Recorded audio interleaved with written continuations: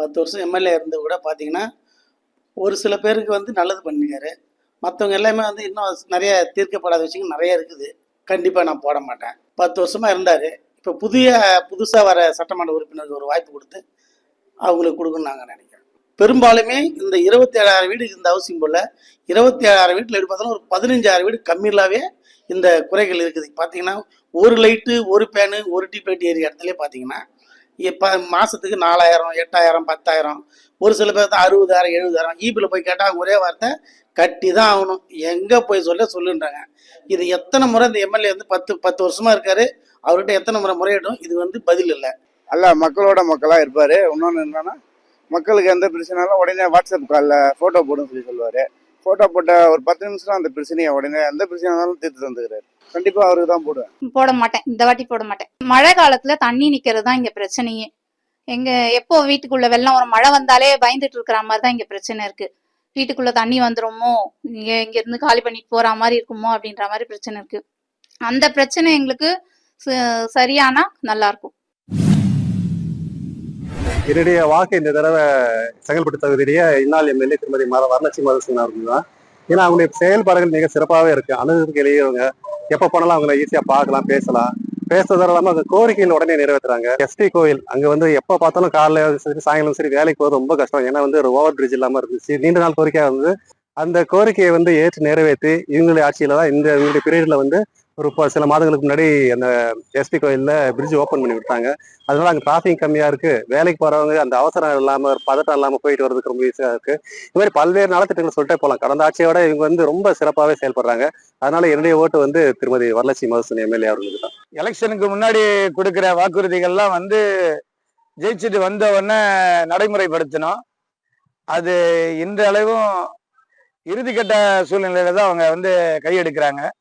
அடிப்படையா மக்களுக்கு மிக மிக முக்கியத்துவம் வந்து அன்றாட வாழ்க்கைக்கான சுகாதாரம். அது வந்து 0% தான் இருக்குது மறைமலை நகர்ல. மழை பெஞ்சா வந்து டாக்டர்ஸ்லாம் உள்ள உட்கார முடியல. வர பேஷண்ட்லாம் வந்து நிக்க முடியல. முழங்கால தண்ணி நிக்குது, இன்னைக்கு நிக்குது.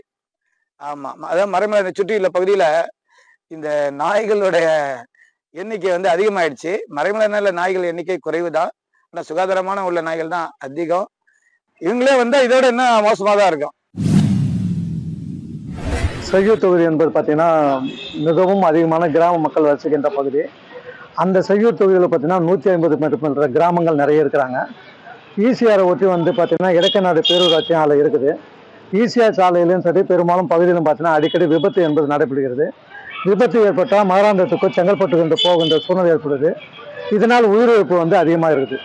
ஆனால் செய்யூர்லேயே வந்து அந்த பகுதியிலே வந்து ஒரு ஹாஸ்பிட்டலும் ஒன்று இருக்குது. ஹாஸ்பிட்டல் பார்த்தீங்கன்னா ஒரு சிறிய அளவில் மதுராந்தகம் ஹாஸ்பிட்டலோட சிறிய அளவில் இருக்குது. விபத்து ஏற்பட்டாலும் வந்து உடனே சிகிச்சை பெறுவதற்கு மிகவும் கஷ்டமாக இருக்குது. மருத்துவர்களும் போதுமான அளவில் இல்லை, செவிலியர்களும் இல்லை. எம்எல்ஏ அவர் வந்து இந்த சில விஷயங்களை செய்கிறாரு. குறிப்பாக சொல்லணும்னா இந்த சார்மினா பந்தல் சேர் அப்படி போன்ற விஷயங்களை நிறைய வச்சிருக்கிறாரு பகுதிகளில். எதனா ஒரு துக்க நிகழ்ச்சி இருந்தது அப்படின்னாக்கா அவர் கொடுக்குற அந்த சார்மினா பந்தல் சேர்லாம் வந்து உதவிகரமாக இருக்குது அப்படின்றத நான் அனுபவத்துலேருந்து சொல்கிறேன். இந்த பகுதியில் வந்து சிறப்பாக அரசுடைய கலைக்கல்லூரி ஆரம்பிச்சிருக்கிறாங்க. அது சொந்த கட்டணத்தில் கொடுத்தா நல்லா இருக்கும். கூடுதலாக அந்த கல்லூரி போகிற மாணவர்களுக்கு போக்குவரத்துக்கு ஏதுவாக இருக்கிற மாதிரி கல்லூரி நேரங்களில் கூடுதலாக பேருந்து இயக்கினாக்கா மாணவர்கள் வந்து போகிறதுக்கு ஈஸியாக இருக்கும். சுற்று வட்டார பகுதியிலிருந்து எல்லா மாணவர்களும் படிக்கிறதுக்கு ஈஸியாக இருக்கும். கலை நிகழ்ச்சிகள் நடத்துகிற மாதிரியான மக்கள் கூடக்கூடிய இடங்களில் சித்தாமூர் பகுதிகளில் ஒரு பெரிய கலை அரங்கம் ஒன்று ரெடி பண்ணி கொடுத்தாங்கனாக்கா கோரிக்கையை நான் முன்வைக்கிறேன்றதை சொல்லிக்கிறேன். அவங்க வந்து ஆளுங்கட்சியாக இருந்தால் கூட இதாக இருக்கும். அவங்க எதிர்கட்சினால இங்கே ஒன்றும் தொகுதிக்கு ஒன்று செஞ்ச மாதிரி ஒன்றும் இல்லை. அதுவும் இந்த மருத்துவமனையெல்லாம் வந்து தரம் உயர்த்தணும்னு சொன்னாங்க, அதுவும் ஒன்றும் செய்யலை. அதுவும் இந்த மதுராந்தகம் நகராட்சி, அச்சரப்பாக்கம் பேரூராட்சி, கருங்குழி பேரூராட்சி எல்லாம் வந்து ஒன்றும் முன்னேற்றக்கான வந்து வசதியும் கிடையாது. எந்த ஒரு முன்னேற்றமும் கிடையாது. அவங்கள பார்க்குறதே ரொம்பவும் பார்த்தோன்னா ஒரு எங்கேயோ பார்க்குற மாதிரி தான் தெரியுது. அவங்கள ஒன்றும் உருப்படியான விஷயமா செஞ்சமா ஒன்றும் தெரியல. எனக்கு தெரிஞ்சது ஒன்றும் தெரியல. என்னங்க மீண்டும் அவங்களுக்கு ஐயா வாய்ப்பெல்லாம் இல்லைங்க. எதுவாக அவங்களே வந்ததே ரொம்ப துரதிருஷ்டமாக வந்த மாதிரி தான் தெரியுது எங்களுக்கு. அவங்க வரதுக்கெலாம் வாய்ப்பு எதுவும் ரொம்ப கம்மிங்க. அதெல்லாம் இந்த தொகுதிக்கு என்னென்ன அடிப்படை தேவைகளோ அதெல்லாம் வந்து முன்னின்று சிறப்பான முறையில் செயல்பட்டுன்னு இருக்காங்க. இந்த மதுராந்தகம் தொகுதியில் மறுபடியும் வந்து இந்த தொகுதிக்கு வந்து அவங்களுக்கு வாய்ப்பு கொடுக்கலாம். 100% வாய்ப்பு கொடுக்கலாம். ஜெயிக்கிறதுக்கு உண்டான வாய்ப்பு அவங்களுக்கு இருக்குது. அச்சரப்பாக்கம் பேரூராட்சி பார்த்தீங்கன்னா நல்ல வளர்ச்சி தான். ஆனால் ரோடு, சாலை வசதி இதெல்லாம் எல்லாமே நல்லா பண்ணியிருக்காங்க. ஆனால் இது வரைக்கும் பேருந்து நிற்கிற மாதிரி ஒரு இடம், சரியான இடம் எதுவுமே இல்லை. பொதுமக்கள் ரொம்ப அவதிப்பட்டு இருக்காங்க. ரோடு கிராஸ் பண்ண முடியல. அதே மாதிரி என்ஹெச்சில் பார்த்தீங்கன்னா ஒரு பஸ் ஸ்டாப்பே கிடையாது. இந்த கோரிக்கைகளை நிறைவேற்றுற யாரோ அவங்களுக்கு மட்டும்தான் வாய்ப்பு இருக்கும். எங்கள் அச்சரப்பாக்கம் மக்களுடைய கோரிக்கை, முக்கியமான கோரிக்கைன்னு பார்த்தீங்கன்னா பேருந்து நிலையம், ரயில் நிலையம். இது இல்லாதனால இங்கேருந்து 3 கிலோமீட்டர் மருத்தூர் போய் அங்கேருந்து ட்ரெயின் ஏறி பஸ் ஏறி போகிற ரொம்ப கஷ்டப்படுறாங்க. அதேமாரி அச்சரப்பாக்கம் தனி தாலுகா வந்துன்னா எங்களுக்கு ரொம்ப சந்தோஷமாக இருக்கும். ஏன்னா மதுராந்தகம் இங்கேருந்து எல்லாத்துக்கும் மதுராந்தகம் போக வேண்டியது இருக்குது. அச்சரப்பாக்கம் பார்த்தீங்கன்னா 59 பஞ்சாயத்து, எல்லாத்துக்கும் நாங்கள் மதுராந்தகம் தான் போகிற மாதிரி இருக்குது. இந்த கோரிக்கை நிறைவேற்றினா எங்களுக்கு ரொம்ப சந்தோஷமாக இருக்கும். திருப்பூர் சட்டமன்ற தொகுதி அண்ணன் எஸ்எஸ் பாலாஜி அவர்கள் சிறப்பான பணியாற்றி கொண்டு வருகிறார். நல்ல வரவேற்பாக இருக்குது. அவர் ஒரு சட்டமன்ற உறுப்பினராக செயல்படலை, மக்களோடு மக்களாக களத்தில் இறங்கி அவர் வேலை பார்க்குறார். எந்த நேரமும் தொலைபேசியில் கூப்பிட்டா ஓடி வந்து மக்கள் களத்தில் இறங்கி தன் அர்ப்பணித்து முழுமையாக வீழ்ச்சியில் அவர் வேலை பார்த்துருக்கிறார். நிச்சயமாக ஒரு வெற்றி வாய்ப்பு கிடைக்கும் என்று சொன்னால் அவங்களுடைய வேலையை பொறுத்து அந்த அளவுக்கு அவர் ஒர்க் பண்ணியிருக்கிறார், வேலை பார்த்துருக்கிறார். மக்கள் மயத்திலும் நல்ல பேர் இருக்குது. நிஜமாக இந்த ட்ரிப்பும் அவருக்கு வாய்ப்பு கொடுத்தால் கண்டிப்பாக அவர் வெற்றி பெறத்துக்கு ஒரு நல்ல ஒரு வாய்ப்பு இருக்குது. இந்த 5 ஆண்டு காலமாக அவர் சட்டமன்ற உறுப்பினராக எந்த பகுதியில் எந்த நிகழ்ச்சியில் கலந்து கொண்டதாக எங்களுக்கு தெரியவில்லை. 2வது, நீண்ட காலமாக இந்த தேசமுகிட்ட பகுதிக்கு சுடுகாடு இல்லை. அந்த கோரிக்கையை இதுவரைக்கும் யாருக்கும் தீர்த்தப்பாடு இல்லை. 2வது, நெசவாளர் பிரச்சனை இந்த அரசு எதையுமே கவனிக்கவில்லை. 100 யூனிட் மின்சாரம் என்று சொல்லி உபத்தொழிலுக்கு என்று சொல்லி இந்த உபத்தொழிலுக்கு எதுக்கு எல்லாம் மின்சாரத்தை எல்லாத்தையும் எடுத்துவிட்டு மின்சார கட்டணத்தை உயர்த்திருக்கிறது இந்த அரசு. இதை பற்றி இந்த சட்டமன்ற உறுப்பினர் எதையும் காதில் செலுத்தவில்லை. மீண்டும் இந்த தொகுதியில் இந்த பகுதியில் வாய்ப்பு கம்மி. கண்டிப்பாக நின்னார்னா நாங்கள் கண்டிப்பாக அவருக்கு தான் ஹெல்ப் பண்ணுவோம். மின்சார வசதி நாங்கள் திருப்பூர் தான் போனோம். இப்போ இங்கே வந்துச்சு ஆஃபீஸு, எல்லாமே இங்கே இருக்குது. தலைவரும் இங்கே பஞ்சாயத்து தலைவரும் நல்லா பண்ணின்னு இருக்கார், ஒரு பிரச்சனை இல்லை. இந்த ஒரு காவல்துறை மட்டும் பூத்து வணி ஸ்கூலுக்காக போட்டாங்கன்னா கொஞ்சம் நல்லா சேஃப்டியாக இருக்கும். அவரோட மக்கள் பணி நல்லாவே இருக்குது. இன்னும் சிறப்பாக செயல்பட்டு தான் இருக்கார். அவரோட கோர்வை இன்னும் அதிகமாக இருக்கும். மீண்டும் அவருக்கு வாய்ப்பு வழங்கப்படுமா? கண்டிப்பாக வழங்கப்படும். அவரோட சேவைகள் நிறைய மகளிருக்காக நிறைய இருக்குது. அதனால் அவர் திரும்ப வருவார். நீண்ட நாள் கோரிக்கை என்னென்னா மருத்துவமனை வேண்டிதான் கோரிக்கை. மருத்துவமனை எல்லாருக்கும் தனியார் மையம் தான் அதிகமாக இருக்குது. திருப்பூரில் ஒரு அரசு மருத்துவமனை இருந்தால் நல்லாயிருக்கும். செங்கல்பட்டு மாவட்டத்தில் தாம்பரம் சட்டமன்ற பகுதி, இதில் திமுகவை சேர்ந்த எஸ்ஆர் ராஜா அண்ணன் தான் எம்எல்ஏ இருக்காங்க. அவங்க இன்னைக்கு உண்மையிலே பெட்டரான எம்எல்ஏ தான் சொல்லணும். பஸ் ஸ்டாண்டுகள்லாம் எம்எல்ஏ ஃபண்டில் தான் ஒதுக்கி செய்யிருக்காங்க. ஒரு 4 கம்பி மேலே ஒரு 4 ஷீட் இருக்கும், அதுக்கு 10 லட்ச ரூபா ஒதுக்கியிருப்பாங்க. 4 கம்பிக்கும் 4 சீட்டுக்கும் அது எப்படி 10 லட்ச ரூபா போகும்? இது இந்த நிதியெல்லாம் மக்கள் வரி பணம் கொஞ்சம் இதேமாதிரி நிறைய வேஸ்ட்டாக போகுது. எல்லா பஸ் ஸ்டாண்ட் நீங்கள் பாருங்கள், எல்லாருமே பஸ் ஸ்டாண்டில் மட்டும்தான் இது எம்எல்ஏ செய்தார்னு இருக்குது. மற்றபடி என்ன ஃபண்ட் அவர் செய்தான்னு தெரியல. எம்எல்ஏவுடைய பங்களிப்புங்கிறது இந்த வெள்ள இதுல அதிகமான பங்களிப்பு. அதுக்கு நாங்க முதல்ல நன்றி சொல்லிக்கிறோம். மேலும் ஒரு சில வெள்ளங்கள் தீர்வு கண்டுகிட்டே இருக்குங்கிறது தான் வாடிக்கையா இருக்கே ஒழிஞ்சு தீர்வு கிடைச்சுதாங்கிறது கேள்விக்குறியா தான் இருக்கு. பொதுவாகவே பொதுமக்களோட போய் பயணிச்சுன்னு இருக்காரு அவரு.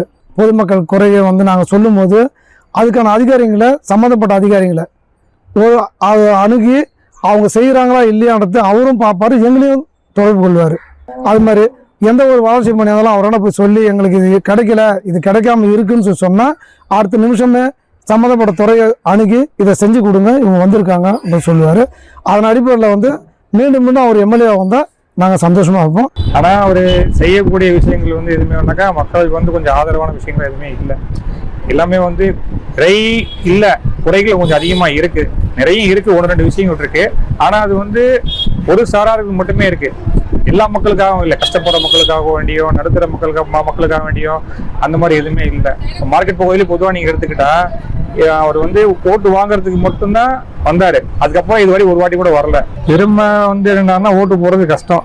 நிறைய மக்கள் ரொம்ப அதிருப்தி ஆயிட்டாங்க. அரசு பள்ளி மாணவிகளுக்கு தனியாக கட்டித்தரேன் அப்படின்ற மாதிரி ஒரு வாக்குறுதி கொடுத்தாரு. அதை நடைமுறைப்படுத்தலை. பாதாள சாக்கடை திட்டம் ஆரம்பித்தாங்க.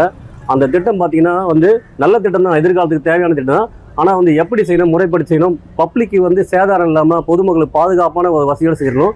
அதுலேயும் ஒரு சில விபத்துகள்லாம் நடந்திருக்கு. பாதாள சாக்கடையில் உயிரிழப்பு ஆகிருக்கு.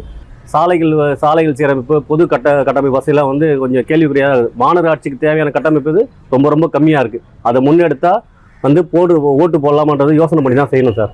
பல்லாவரம் சட்டமன்ற தொகுதி எம்எல்ஏ பற்றி என்னுடைய சொந்த கருத்து என்னன்னு கேட்டிங்கன்னா, பழகிறதுக்கு மிக இனிமையானவர், எந்த வேலை சொன்னாலும் உடனே செய்யக்கூடிய நபர், எந்த நேரம் ஆனாலும் ஃபோனை எடுத்து பதில் சொல்லக்கூடிய நபர்.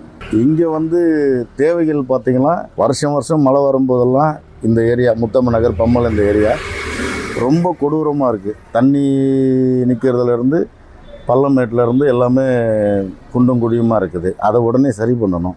நலத்திட்ட உதவிகள் செய்யக்கூடிய வகையில் இங்கே எதையும் அவர் செய்யலை. எல்லாம் வசதி வாய்ப்புள்ள இடத்துல தான் அவர் செஞ்சுட்டு வர்றாரு.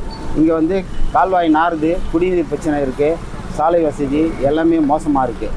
அன்றாடம் மக்கள் வந்து ரொம்ப கஷ்டப்பட்டு இருக்காங்க. இது சம்மந்தமாக நாங்கள் நேரடியாக அவரை போய் வீட்டுக்கு போய் கேட்குறப்ப, போங்க எனக்கு வந்து ரெஸ்ட்டே இல்லாமல் பண்ணுறீங்க அப்படின்னு விரட்டி விட்டாரு. வர்றது வந்து இன்னும் கால அவகாசம் இருக்குது எலெக்ஷனுக்கு. அதுக்கேற்ற மாதிரி மக்கள் முடிவு பண்ணுவாங்க, ஓட்டு போடுவாங்களா போட மாட்டாங்களான்னு மக்கள் தான் முடிவு பண்ணோம். எங்களுக்கு ஒரு அதிருப்தியான ஒரு எம்எல்ஏவாக தான் அவர் இருக்கார்.